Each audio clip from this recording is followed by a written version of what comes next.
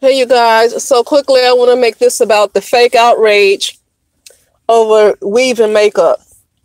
And of course, many of us know it's an agenda. Okay. Not only are, you know, people trying to replace black women by using a bunch of non-black women, but what has been overlooked for the longest is the fact that a lot of black men want to replace black women's image. Okay, so this whole thing about, and I forget the name, Billy Porter. Okay, see, I don't watch a whole lot of TV, so I know I hear about these things from these titles in my when I look at YouTube and I see the titles when a particular topic is huge, and so I can't help but to see the titles. But I think his name was Billy Porter. He was at the Oscars and took a picture in his dress or whatever. Here's the thing, and you don't hear many. I've said this time and time and time again. Black men, and I'm talking about the ones who complain about black women wearing weave and makeup, do not complain when other black men are wearing weave and makeup. Why is it that they complain about black women who wear weave and makeup, but they don't complain about other black men who do it? Forget the fact that they don't even call out white women who have all this cosmetic surgery. Okay, they're not just wearing weave and makeup; they have cosmetic surgery to alter their appearance. For the most part, the average black woman just wear if they wear weave and makeup, but they don't have a lot of surgeries, largely because a good number of them cannot afford it. Okay, and they just probably don't want to, but a lot of them just cannot afford it. But here's what I want to say. So I'm not going to say forget the fact that they're not calling white women out. They're not calling black men out, the people who are supposed to be masculine. They're not calling them out. And the reason why, in my opinion, they're not calling these guys out is because they are the ones who want to replace black women. I look at how a lot of these guys, who these black women support, these transgender black men that a lot of these black feminists support, these men come into and I call them men. I don't care. They're still men. And this is not misgendering. I'm tired of all this stuff and the way they want to change everything, saying, oh, you misgendering him. No, he was born a man, and I'm sure he still got a penis. And even if he don't have a penis, he's still a man. I'm not misgendering stuff.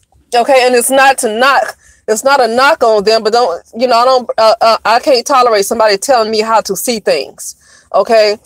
But, yeah, so all these black feminists and all these black women, period, a lot of them want to support all these transgender black men, not aware, because I don't know why a lot of black women are so asleep like that. They don't understand that these men want to take their image. These men come into black women's spaces, and then black women cannot talk about their own plight because these transgender men want black women to focus on them the same way straight black men want black women to focus on them. Okay, you have these transgender men, black men, in a lot of these makeup commercials. These I think one might have been either Maybelline or L'Oreal or something. Then I saw a black woman who wrote an article talking about of the transgender men that black women should follow. I mean, these men are literally taking over black women's image. And you don't hear these supposedly, and I do say supposedly, straight black men who complain about black women wearing weave and makeup. You do not hear them complain about these transgender men, about all of them wearing these weave and makeup. So they tell, one guy I saw in the comment section talk about the reason why they don't like black women wearing makeup and weavers, because they can't tell if these women are transgender, because there's a lot of transgender black men out there. Well, then you need to tell these black men to look like men and stop telling women who were born women to stop wearing makeup. That makes no sense, and no other group of men do that. No other group of men would tell their own women not to wear makeup and not to wear hair extensions because it's a lot of transgender men that look like women. Okay, so you're gonna tell a woman to just look plain?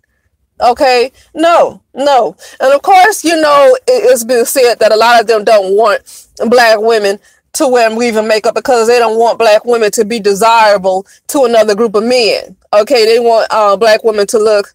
But here's the thing. The weave, what I notice is that a lot of these women who date outside their race, especially the ones who are with white men, they wear their natural, a lot of them wear their natural hair anyway. A lot of them wear their natural hair anyway. It's just the women, black women who are with black men who feel like they need to put, you know, straight hair in their head. And I don't have anything against what black women put in their head, but you see most of them who are with these black men, those are the ones who feel the need to put all this fake hair in their head. A lot of black women, what I noticed, even I saw it on a couple of vlogs, these family vlogs, some of these black women, they cut their hair off. They take the weave out and they cut their hair off short, like a little, like a you know, short haircut. And some of them are with white men. You see how white men, they just accept these ladies. Okay, so a lot of the ladies who feel the need to wear all that fake hair are because they might feel like they need to keep these black men.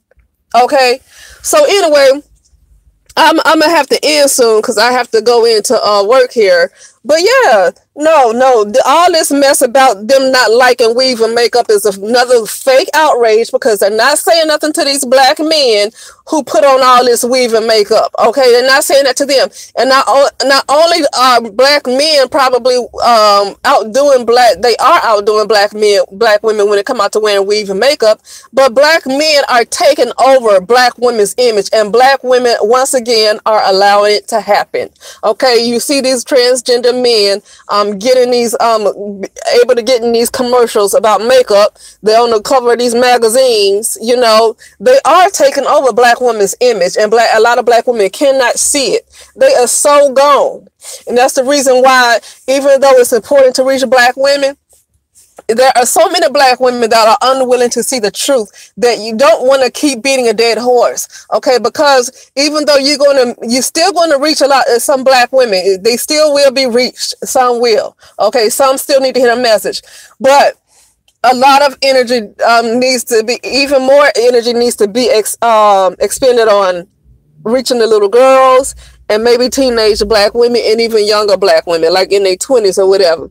It needs to be like some kind of groups for them, you know, like put together some kind of group, you know, every now and then, you know, have it where you go out and speak to them or something like that. It needs to be attention on those who are coming up, who are, you know, impressionable.